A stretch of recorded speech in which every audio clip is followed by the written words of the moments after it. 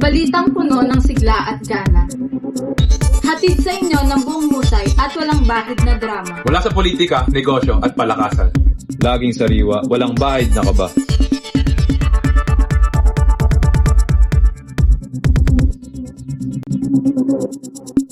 Kami ang Gana! Magandang araw mga kababayan.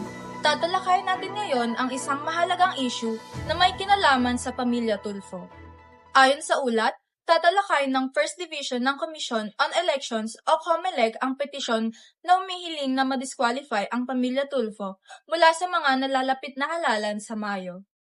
Ang petisyon ay isinampa ng isang kandidato para sa pagkakongresista na nagsasabing ang pamilya Tulfo ay sakop na pagbabawal sa mga political dynasty na nakasaad sa ating saligang batas. Siya po nagsabi na may nag-file daw na isang tatang nag-file ng kaso disqualification, kami yung magkakapatid. Sinasite daw po yung Article 2, Section 26 ng Constitution na sinasabi daw po ay prohibits political dynasty. Ang mga miyembro ng pamilya Tulfo ay malinaw na lumalabag sa batas na nagbabawal sa political dynasties. Ang layunin ng petisyong ito ay tiyakin na ang mga halalan ay magiging patas at hindi kontrolado ng mga iilang pamilya lamang. Ang First Division ng COMELEC ay inaasahang magdesisyon hinggil sa petisyong na ito sa mga susunod na linggo. Mabilis ang takbo ng mga usaping legal kaya't maghihintay tayo ng kanilang pinal na desisyon. Patuloy naming babantayan ang mga susunod na kaganapan hinggil sa isyong ito. Maraming salamat. Dengue case sa Pilipinas. Ang DOH o tinatawag nating Department of Health ay nababahala sa sakit na dengue dahil ito ay tumataas ang case sa Pilipinas. Napansin ang pagtaas ng mga kaso ng dengue sa 9 na lokal na pamahalaan na nasa iba't ibang lugar ng National Capital Region, Calabarzon at Central Luzon. Ngunit hindi minention ito ng DOH. Nagdeklara ng dengue outbreak ang Quezon City Mayor sa lungsod na humigit na 1,700 pataas sa taong 2025 at may 10 taong nasawi dahil sa sakit na dengue. Ayon kay Domingo noong Pebrero 1, napagtala ang DOH ng 28,234 na kaso ng dengue na 40% mas mataas kumpara sa parehong panahon noong nakaraang taon. Here's sports news. Last Sunday, the NBA All-Star Weekend was held at San Francisco's Chase Center. The teams, Shaq's OG, Chuck's Global Stars, Kenny's Young Stars, and Candace's Rising Stars, competed in semifinals matchups. Chuck's Global Stars defeated Kenny's Young Stars.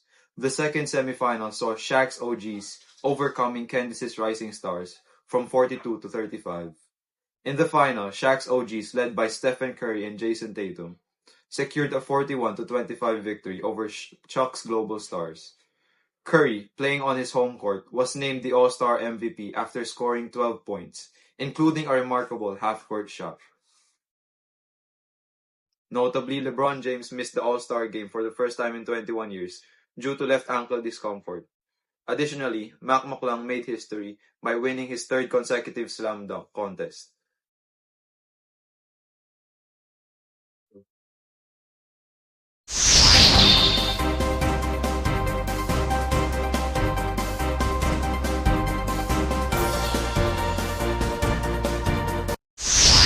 Sa pangkalahatan, asahan ang maalinasang panahon sa buong bansa ngayong linggo, na may temperatura na maglalaro sa pagitan ng 24 Celsius hanggang 33 Celsius.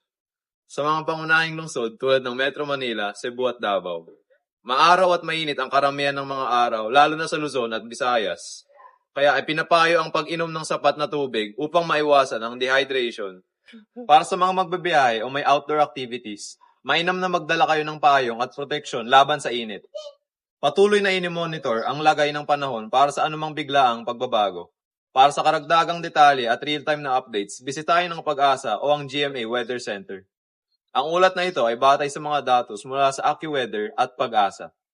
Muli kami po ang Gana. Ako po si Nicolay. Ito po si... Ako naman si Axel. Maraming salamat.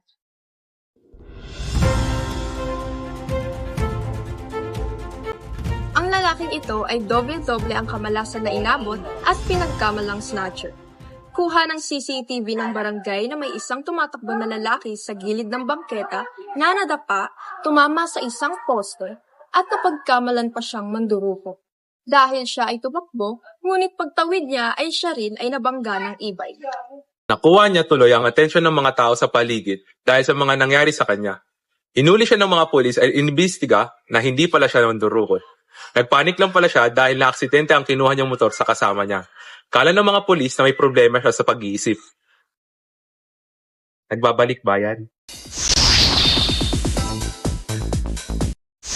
Narito naman ang inyong espesyal na ulat tungkol sa pagdiriwang ng Araw ng Mga Puso noong Pebrero 14. Ating alamin kung paano ipinagdiwang ng mga kababayan natin ang Araw ng Mga Puso. Sa buong bansa, iba't ibang paraan ng pagpapakita ng pagmamahal ang nakita mula sa malalaking gestures hanggang sa mga simpleng sandali ng pag-aalaga at pagkalinga. Isa sa pinakakapansin-pansin na kaganapan ay ang mass wedding na isinagawa sa ilang lugar sa Pilipinas. Libo-libong magkasintahan ang nagpalitan ng mga panata at nagsama sa isang seremonya.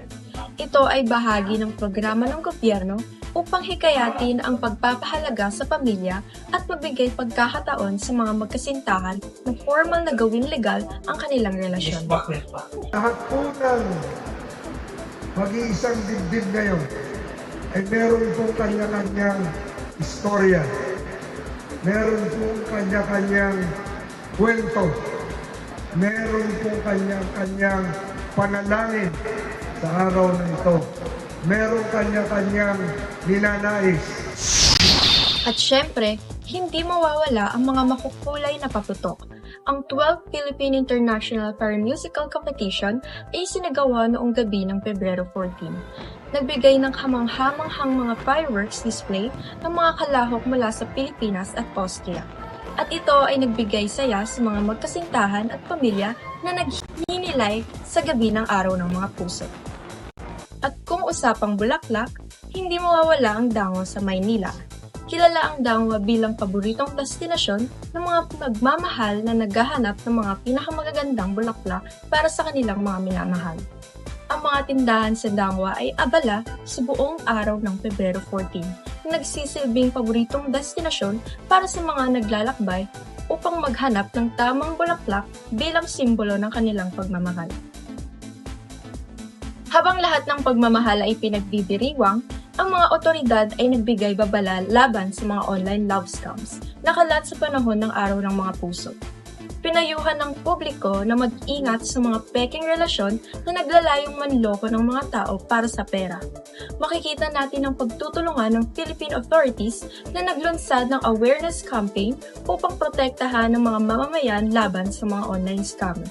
Ng PNP Anti-Cybercrime Group, maging mag-ingat po tayo sa mga nakakausap natin sa mga social media platforms. And also po, kung maaari, bumalik tayo sa mga traditional na ways of panliligaw. Doon po na magpaligaw tayo sa personal para ngayon nang sa gayon ay maiwasan natin mabiktima ng love scam. Sa kabuuan, ang Araw ng Mga Puso sa Pilipinas noong Pebrero 14 ay puno ng pagmamahal at kasiyahan.